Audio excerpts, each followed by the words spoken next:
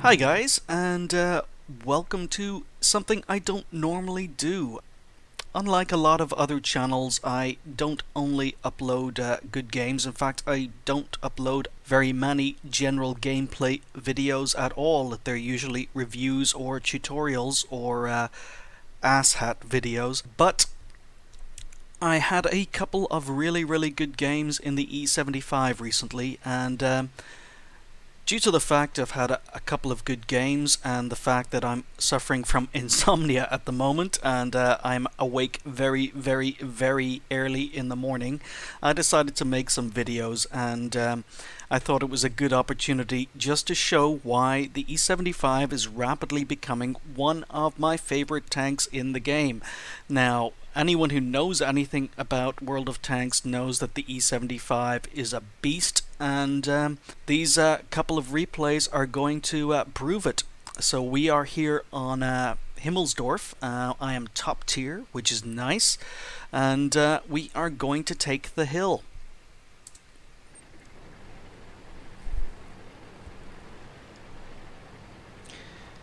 So I like to call Himmelsdorf Hillsdorf because in most situations when it's an encounter battle, if you win the hill, you are going to win the game.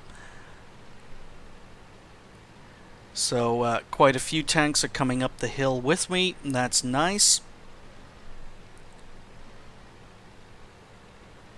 Now I'm recording this without watching it first, so I haven't watched this game.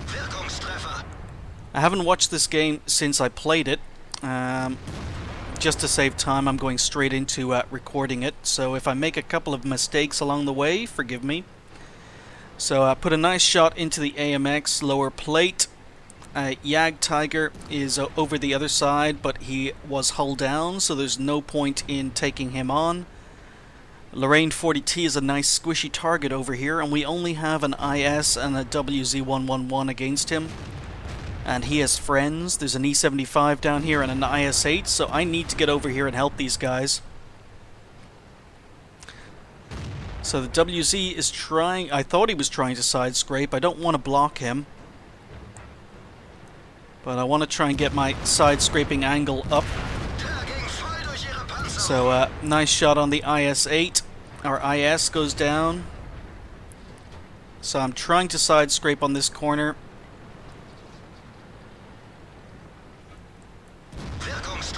Lower glacis on the E75. I advance so that my lower glacis is hidden.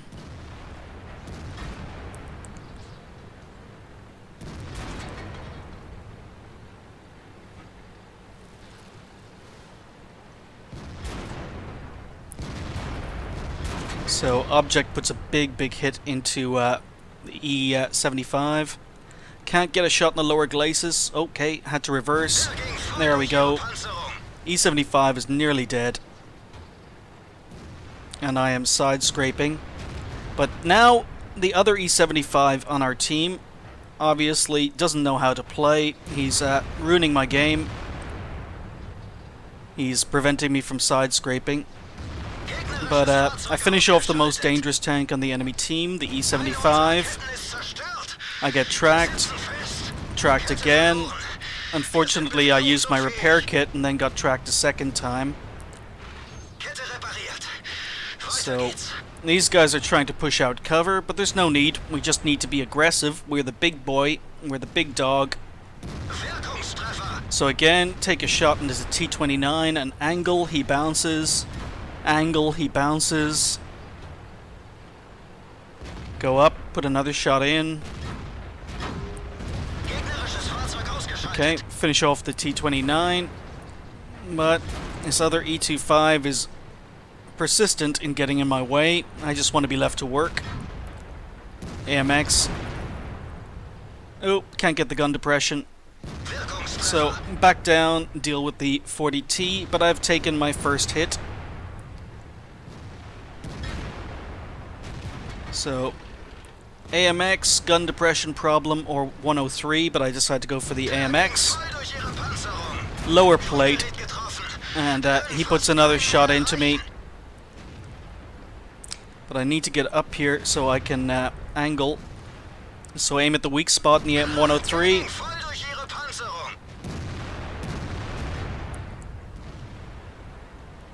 We're now being flanked, so we've lost the other side. We're being flanked. Need to push, need to be aggressive so we don't get flanked. So AMX finally dies. I'm not too worried about the Tiger 1, but need to get around here before we're flanked.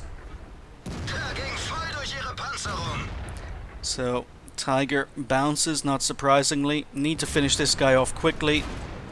I go for the ram, don't notice the Yag Tiger over there. Finish off the Tiger, now deal with the Yag Tiger. So I've taken a couple of big hits. Lorraine down there as well. Do a little bit more side scraping. And Lorraine puts a good shot into my commander's hatch. But we take care of the Yag Tiger. Now it's time to deal with the Lorraine. But there's an IS-8 over there as well, so IS-8's a bigger priority. Okay, so we're not being flanked. 2 low health one-hit kills over here, but I'm a one-hit kill as well.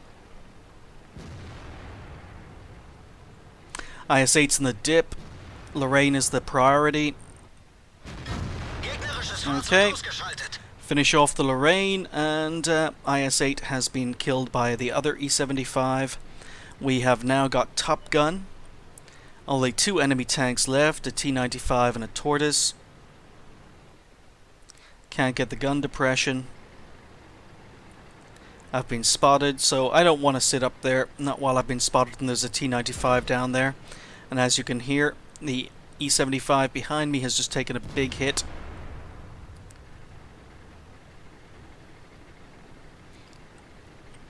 So of all the German tanks, the high-tier German tanks that suffered from the final engine nerf, the final engine was removed in, I believe it was 8.6, maybe 8.7.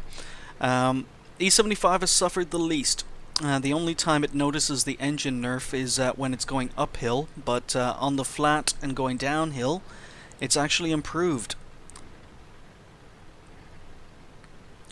So just the Tortoise and the T-95 left. Unfortunately, we've got an ST-1 and an E-75 sniping. So I'm telling them to get down here, but unfortunately I got spotted. And the T-95 is waiting for me to come around the corner. So let's forget the T-95 and let's focus on the Tortoise. So, shot into his side. He's not facing me, he's turning around. But we angle. Okay. Kill number 7. And I would love to say this is a Radley's. I think I'm safe, but the T-95 manages a fantastic shot through a window and manages to kill me. However, the rest of our team do manage to finish off the T-95. And there we go, monster game in the E75. So as you can see, we finished up with Top Gun, 7 kills, pity I couldn't get the 8th one, and Sniper. 91,000 credits made in that game, no premium ammo fired, and because it was a ×3, the experience doesn't look that great. It's or looks better than it should be, but it was almost 7,000 experience. When we take a look at the team score, you'll see that I've had a huge game, a really nice amount of base XP at 1,545, 7 kills, and almost 7,000 damage. That's how big a beast the E75 can be as a damage dealer. We fired 17 shots, hit 17, and managed to penetrate 17, so almost 7,000 damage. We received 18 hits. Unfortunately, it wasn't enough to get steel wall because we died, but we did manage to receive almost 7,000 damage, potential damage as well, so we gave as good as we got. We even managed to detect 5 enemies and damaged 9. The ammo and repair costs are quite expensive. It is a tier 9 tank, so we only ended up with a profit of 53, close to 54,000, and base XP on a premium account was 2,317, and as I say, there was a special going on. It was a ×3, so it left me just short of 7,000 experience. So really, really nice game demonstrating how much of a beast the E75 can be when it is allowed to fire its gun and deal damage. But we are not done yet. So here we are on Redshire, and once again we are top tier heavy. Again, E75 absolutely loves being top tier heavy. There are quite a few TDs on the enemy team, but they are lower tier, so I'm not too worried about them. And when I'm playing Redshire on a standard battle starting in the south, I usually like to head up to B9 if I'm in the top tier. If I'm in a medium or scout, I will usually head down to either G4 or do some spotting around D7. But nope, I'm top tier, I'm in a heavy, so let's go down and see how good the armor on the E75 can be. So we'll go to ×2 till I get there. It is really, really difficult to have a bad game in an E75. I've done it, but it is pretty difficult. If anyone ever talks about how this game has a lot of a Russian bias and the Russian tanks are better, point them towards this video. I think the E75 is definitely one of the best tanks in the game, and it's not Russian. Alright, so we've reached the corner. There's a Jagdtiger 88. I keep angled. He's going to have problems penning me. Again, keeping angled. He bounces again. So we're just going to keep working on his lower glacis. Okay, Type 59, who does some good work with me down on this corner, finishes him off. But there we go. Haven't received any damage, and the Jagdtiger 88 put at least 3 shots into me. So again, going to be aggressive, going to push the corner. We know there's a Pershing here. Don't know what sort of backup he has, but I've been spotted. So RT is in play. I'm expecting RT, if he knows what he's doing, to start focusing on me as top tier. So we stay on the move. Pershing doesn't seem to have any friends yet, so being spotted again. Keep on the move, want to avoid RT. And there we go.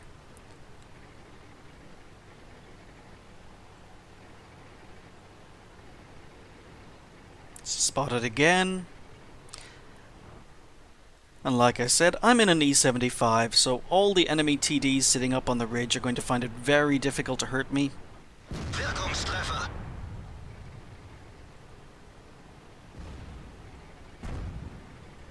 And RT takes another shot and misses. But we know that the Löwe that has just been spotted down there, he can hurt me, he can penetrate me. So I'm being a little bit more cautious now. Jagdpanther there, Pershing is there, okay. Löwe doesn't seem to be advancing, so let's push the Pershing.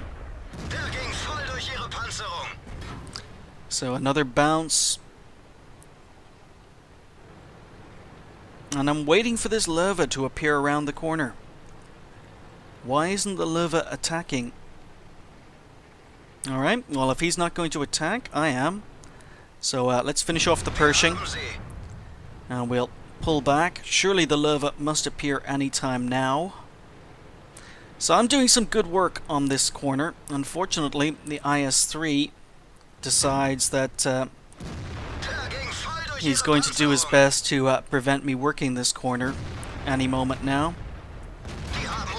So there we go. Angled. Take a track shot. Centurion has appeared down here. And I'm still bouncing. Still haven't taken any damage. So unfortunately, I'm still on a reload. And the Löwe gets back into cover before I can reload. So there's a Jagdpanther down here. Artie's just taken another shot. And would you believe, of all the tanks I bounce on, I managed to bounce on the Jagdpanther. So I get tracked in a really bad position. I use my repair kit to change my angle, and then I get tracked again. So again, this IS-3, a tank with really bad gun depression, and he has moved up. There we go. Knew the lever was going to poke sometime, but IS-3 is doing his best to disrupt my game here. He knows I'm working this corner. I push him just to tell him I'm working here, but nope, he ignores me. Alright, now he's pulled back. So, Jagdpanther I bounced on is still down there. He's on low health. Maybe I can get a shot on him. But he dies before I am able to hit him. So now it's time to be aggressive. There's a 7-1 and a Löwe around the corner here. So I'm not going to expose much of my tank. There we go. Just give them my tracks. Again, they've only managed to hit my tracks. I'm still bouncing from the hill. Again, only give them my tracks, and I'm bouncing.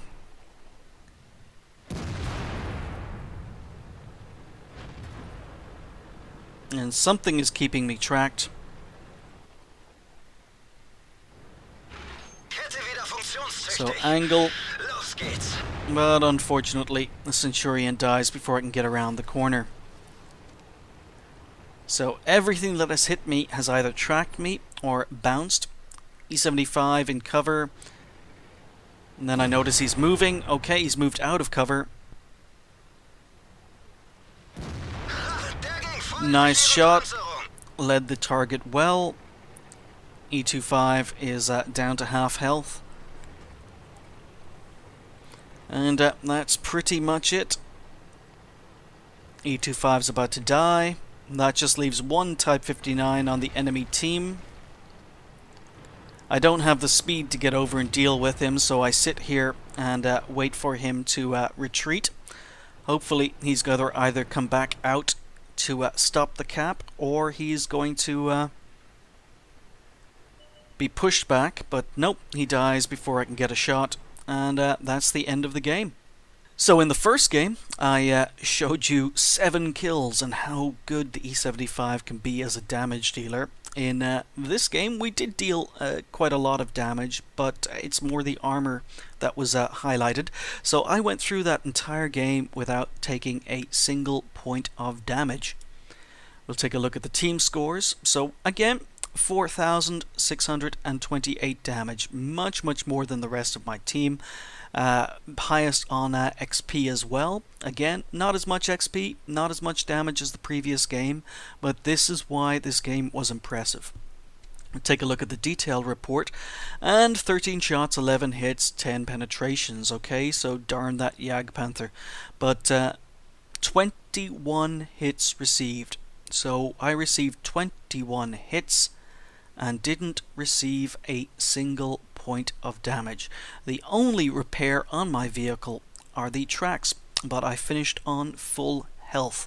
So this thing, E75, is a beast.